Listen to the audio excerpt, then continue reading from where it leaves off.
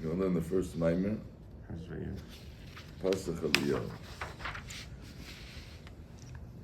So this Maimer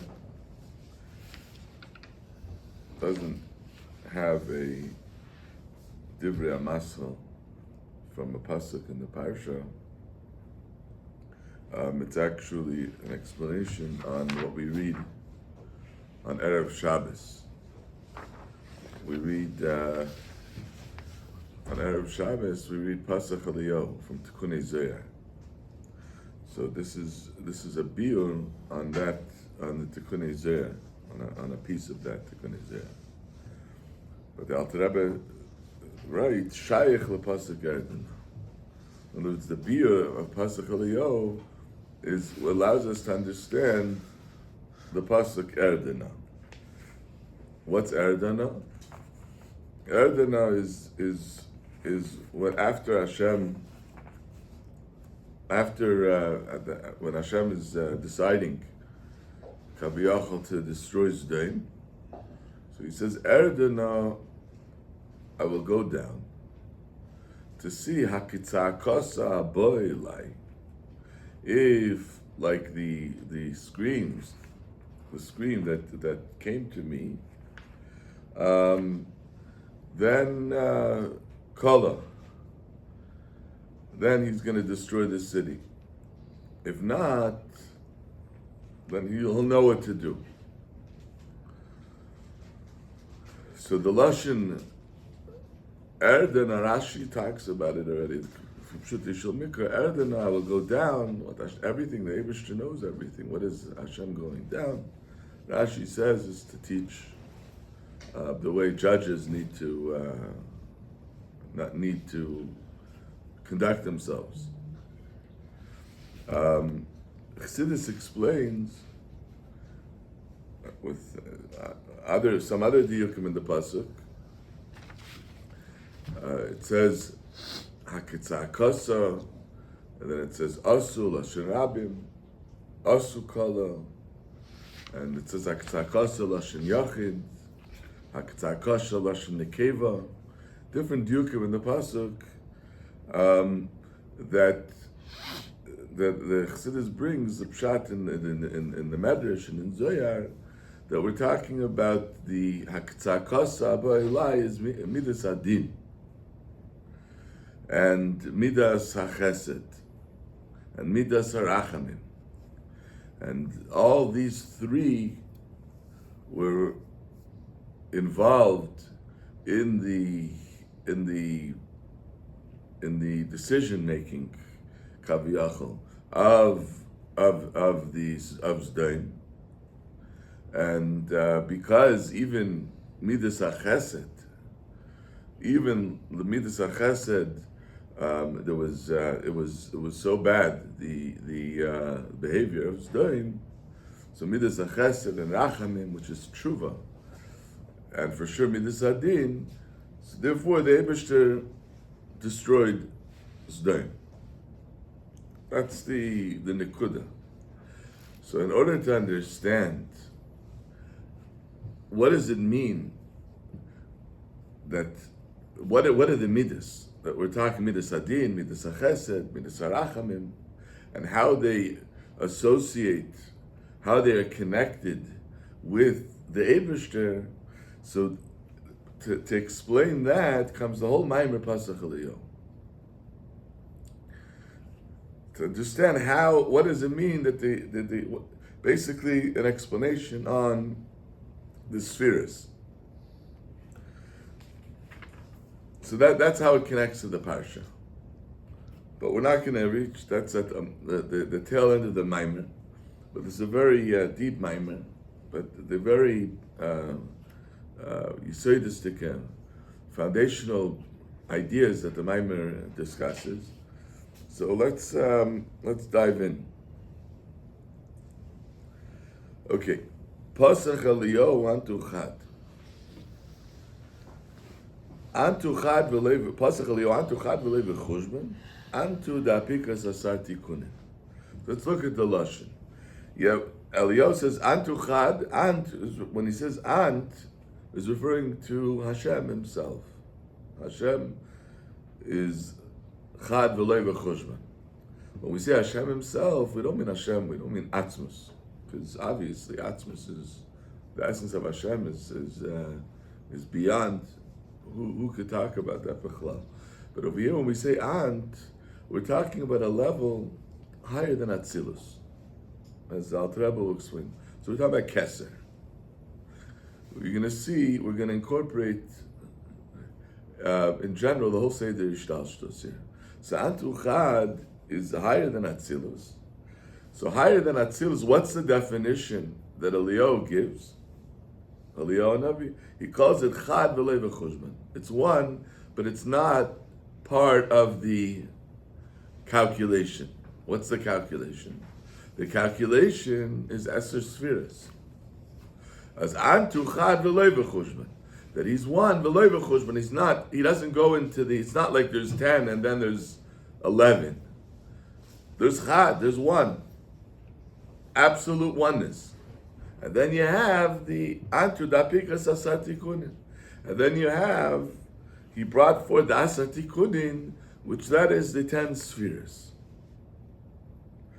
But Ant, when he says Antu Dapikas Asar Tikunin, Ant is referring to the Antu Chad v'lei v'chushban. That level of Antu Chad v'lei v'chushban, in other words, the Eibishter, the way it is higher than Atzilus, is brings forth 10 tikkunin, so he connects with the tikkunin. What are the tikkunin? So the Eliyahu continues and says that's the 10 spheres.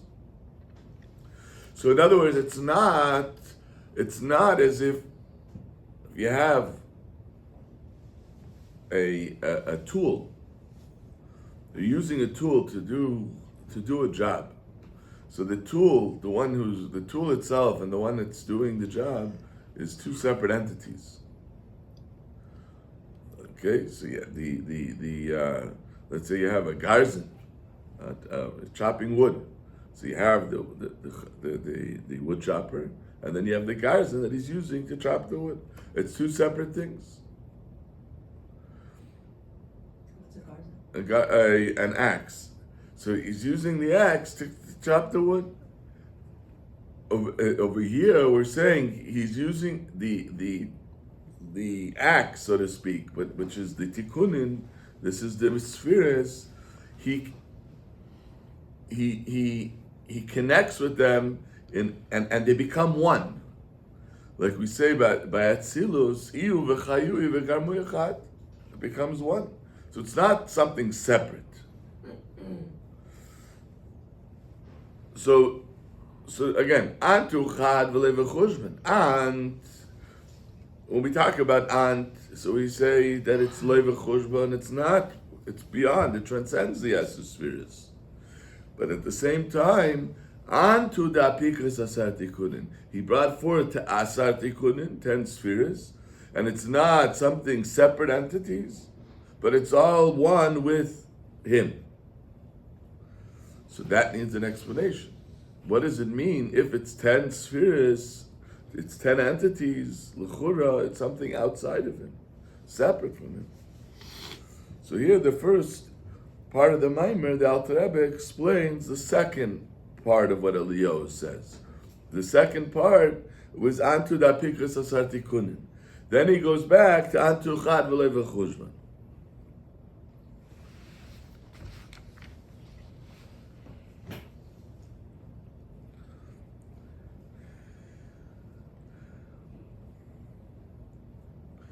So let's start. So the first, let's start the explanation of Antu Dapikas Asar Tikunin. So Havin Inyan Zeh Lama Nikru Yud Spheres B'Shem Tikunin. Why are the 10 spheres called Tikunin? Why is the name Tikunin used? Tzarech lahagdim biur inyan Moshe Nefesh. So we first need to explain Moshe Nefesh. We need to understand the Nefesh. And the Nefesh, the way the Nefesh associates with things outside the Nefesh, And that will shed light on the on this idea of why it's called tikkunin, and how it's one with the ant, how it's one with the ant of v'chushban. So just before we read it inside, so there are two types of levushim, two types of garments. One is called a levush hanifrat, a levush which is separate, and one is called a levush hamauchad or hameyuchad. That's a garment which is one with the one who wears the garment. When we describe the two types of garments, the distinction between the two is twofold.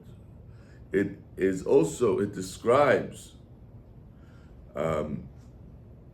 how the garment affects the one who's wearing the garment, and it also describes how the one who's wearing a garment affects the garment. Both aspects are different depending on which garment we're talking about. And let's bring a mashal, a gashmistic mashal. You have you have a garment. We wear clothing. That's one type of garment.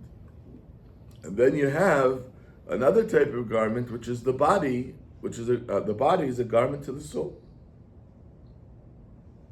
Or ubasa talbisheni, that the flesh and the skin, it enclosed me. That's a garment to the nefesh.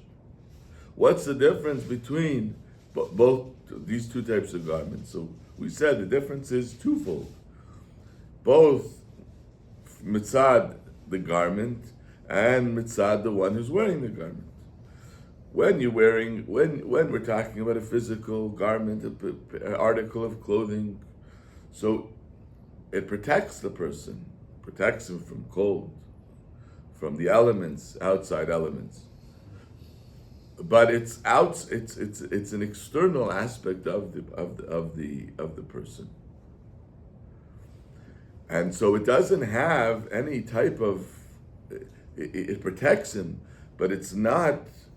It doesn't have a true effect on the one who's wearing the garment, and the one who's wearing a garment doesn't have any effect. It doesn't change him because of the garment. And the one who's wearing the garment is not connected. Is not connected in a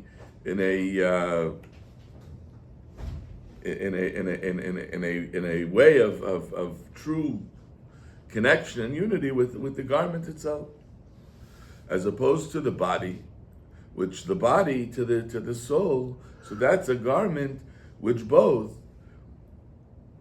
The body it affects the soul, and the soul affects the body. Here, when a person hurts himself. So who is feeling that pain? It's the soul feeling that pain. So the soul becomes one. Now the body, before the body was a piece of meat, now the body becomes a living being. Before the soul has the power of all the different powers of the soul to see, to hear, but it's in a ruchnistic way, in a spiritual way. When the soul is invested within the body, so now it allows the soul to see things that are physical. So we see both how the body affects the soul and how the soul affects the body. So they become one unit, as opposed to a garment which is outside. So now that it's not that it protects, but it doesn't become one with the one who's wearing the garment. That you see a mashal in chitzonistic way. That's the garments. Whether we're talking about a body or we're talking about an article of clothing. And more abstract we see that the difference when we talk about in a more abstract sense, in the soul itself has two types of levushim. The garments of the soul you have machshava, dibra, maisa, thought, speech, and action, and then you have the garment of the soul, the koiches hanefesh, is also a garment of the soul, the intellect and emotion, through which the nefesh feels, and through which the nefesh understands something. So what's the difference between levushim, machshava, dibra, maisa, which is called levush hanifrad, separate, to the koiches? So machshava, dibra, maisa, that's something that you can put on and take off. Meaning to say, you can think about A, you can think about B. You can have the machshava, not only can you think about, and then you can change it to C. It has no effect in the sense that it's not connected in an intrinsic way with the one who has these thoughts. And you can see it even more in machshava, in thought. You can think that 2 + 2 is 5. It doesn't have any. You can think that, just like you can say things that you don't even understand, and you can definitely do something that is not related to you. Meaning to say that you don't have any feeling or any sense of understanding about. Because this is a garment, and by definition, the garment, as we said, both from the perspective of the garment and from the perspective of the one who's wearing the garment, it's not fused together in a way that they're intimately connected and one, that they're working as one unit. When you have a garment which is an outer garment, like what we call the levush hanifrad, so then it's separate. Masha'inkin, as opposed to levush hamiyuchad or mu'uchad, so now it's working as one unit. They become one together. So you see it, like we said, you see it both from the garment perspective, from the side, how the garment affects the one who's wearing the garment, and also how the one who's wearing the garment affects the garment. By seichel and midas, so there you can't. That's the famous question the Maggid asks, right? How do you have? It says you should love Hashem, but how can you be commanded to love? Either you love or you don't love. In other words, the whole idea of emotion, of the koyach, which is called emotion, which is a garment of the soul, is the way the soul is affected, the way he understands, or he feels rather, that particular thing. We're talking about the Eibishter. So how the soul, how it's permeated by that, by Hashem. How we talk about just on a human level, how another person, how that person is affects me, or is how it permeates me on an emotional level. It's not like you have a soul and then you have emotion, which is separate, like a separate entity, but the emotion is there, is a lens through which an emotional, how that particular situation is touching me, how it's affecting me, or how a particular inyan is explained and understood by the soul. It's one unit. Another aspect of this is when it's two separate entities, when it's a levush hanifrad, so then the the unity, then it's when it's two separate things. So the one who's wearing the garment affects the garment that he's wearing, or affects the second entity, but it's not. There's a process when it becomes one. So it's not that there's a process. For example, when you have a chariot, we said the Indian of Merkava, chariot, right? The one who's riding the chariot. So that's a separate entity. So Enoch and Ami, that when someone's riding a chariot, so it's not going to do its own thing. It's going to do what the rider tells it.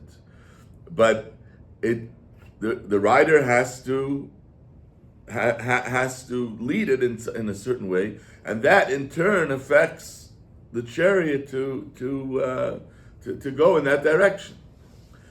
But that's when it's a separate entity. But when it's one with the garment is one with the one who's wearing the garment, so then it's not. It happens instantaneously. It happens together. The mashal the Alter Rebbe gives when someone wants to, the body and the soul are connected to become one entity. That now when the soul, the Ratzon, wants to move a particular part of the body, it doesn't take time, meaning it doesn't have to go through a process, but automatically it moves. So again, this brings out what it means that the one who's wearing the garment and the garment are one, become one. So let's see, and that is all a mashal that the Alter Rebbe uses to explain this idea that why we call spheres tikkunin. Tikkunin describe this type of, it's a levush, it's a garment, but what type of garment? A garment which is one with the one who is wearing the garment. And that is the explanation of why in Atzilus we say Iyu v'garmu Iyu v'chayu yichad Iyu v'garmu yichad, meaning the Iyu, the Antu v'loi v'chushban is one with the Chayui, with the and with the Keli, with the Chesed. It's not a garment which is separate, but it's a garment which is one. In other words, the mashal that we gave, these two types of garments, the garment which is one with the one who wears the garment is a mashal of Chesed, of Atzilus, of all the spheres in Atzilus, how it's one with the Atuchad v'lei v'chushban. Okay, let's see it inside. כי הנה הנפש מצד עצמו, the Alter Rebbe explains this all the way until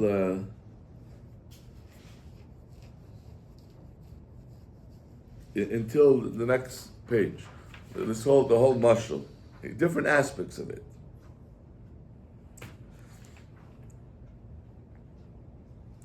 So let's see. So we're talking about the nefesh itself. This is what we need to understand, the Mahusa nefesh. The nefesh itself is beyond, transcends seichel and midas. So seichel and midas, the intellect and emotion, הם בחינת לבוש הנפש. שהנפש יש לה seichel and midas. אבל אין המהוס ועצמי הנפש. But not to say that the seichel and midas that is the nefesh. The nefesh is beyond, transcends seichel and midas. Ella, skip the parentheses. Ella shem nikrayim b'shem tikkunin. So what is, it's levushin, but what type of levush? Tikkunin. In Gashmias levushim, we described it in a more abstract way, but in Gashmias, you have two types of levushim. You have the levush, which is the clothing, and then you have tikkunin. Tikkunin means ornaments. The difference between these two types of levushim is what we described before. This is the difference between how connected the levush is with the one who's wearing the levush. But again, we're not talking. It's not the connection that when you mix two things together. Let's say you take two liquids, and you mix it together, so now both become one, right? You can't separate the two. Or when it's something which is not, when it's something which is dry, so now you can possibly see pick out each entity on its own. That's not the point here, how much they mix together or not. Over here, the point is how they operate. They become one unit, because we're talking about a spiritual thing, something which is abstract. So the idea of these two types of levushim, so ornaments are also they go on to the person. Someone wears a ring, so it's also it's in that sense, you can say it's a separate entity. They're wearing it, but the idea is what is happening by a levush. So it's covering the person, it protects them. By an ornament, in this mashal, by an ornament, it's beautifying.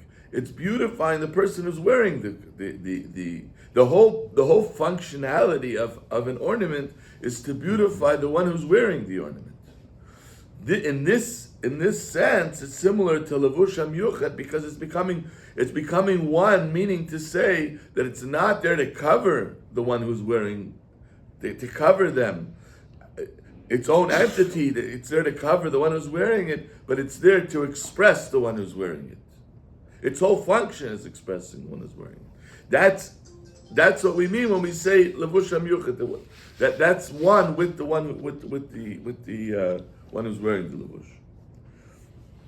Ela shem yikrayim b'shem tikunin shanefesh mistakenes u'mislabeshes behem.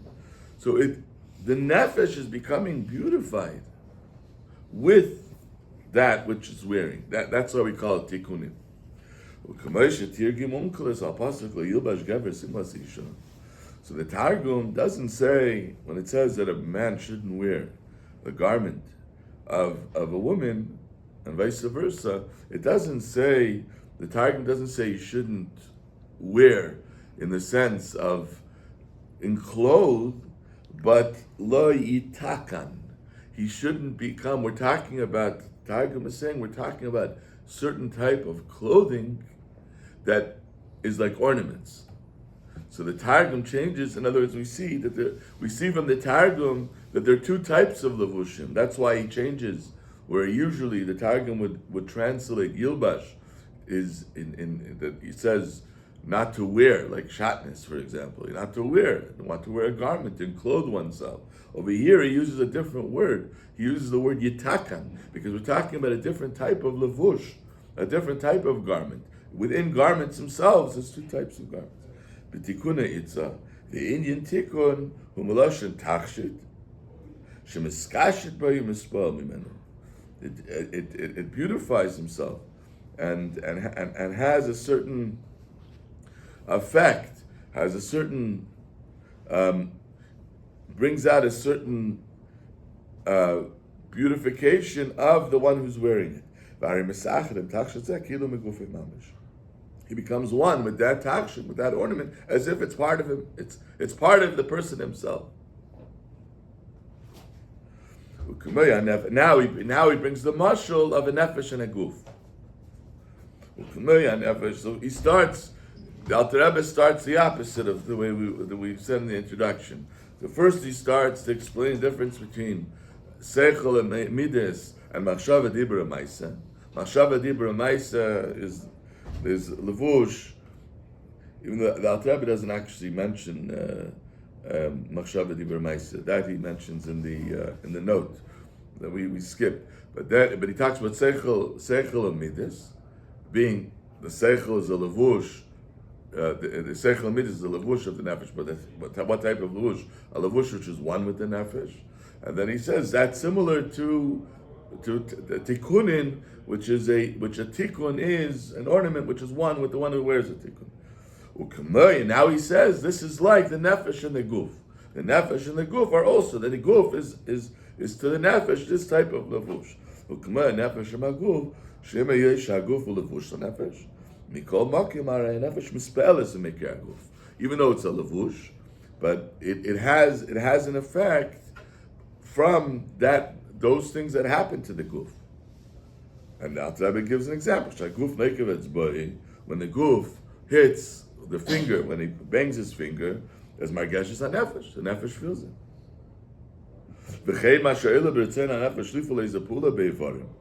And similarly, we said before that it happens instantaneously, meaning to say that it's one, so it operates as one unit. Take it from miyad. It happens right away. When he wants to do it, he does it immediately. Doesn't require that A needs to affect B. But A and B, the A meaning the nefesh and B being the guf, it happens right away. If it was two separate entities, that one is affecting the other, then it would take time. In other words, it would take time for one to have an effect on the other. It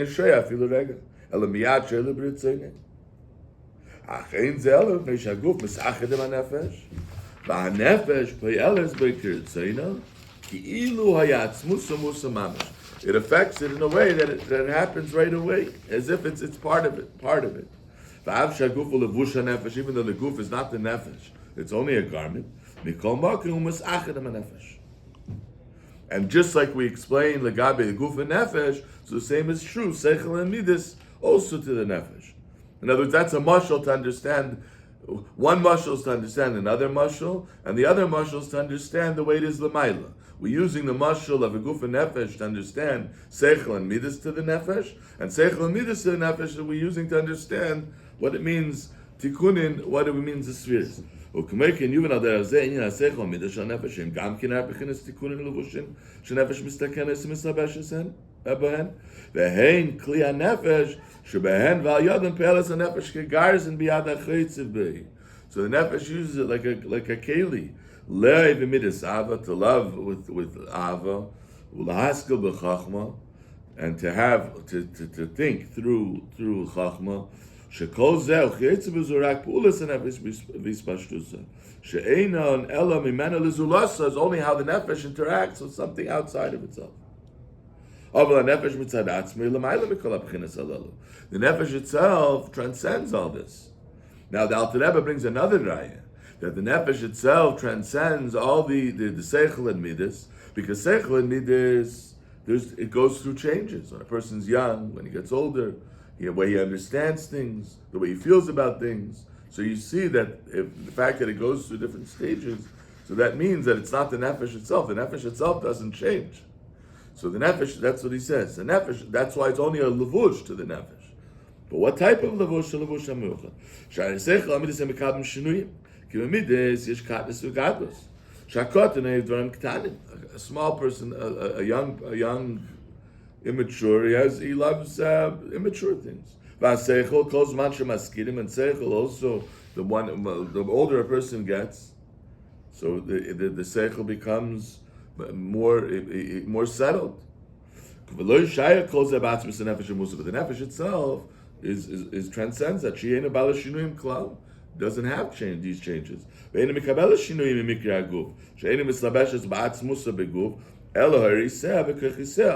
What part of the nefesh is within the guf? That's only the ha'ara of the nefesh. But even the ha'ara of the nefesh that is mislabish in the guf doesn't have these changes.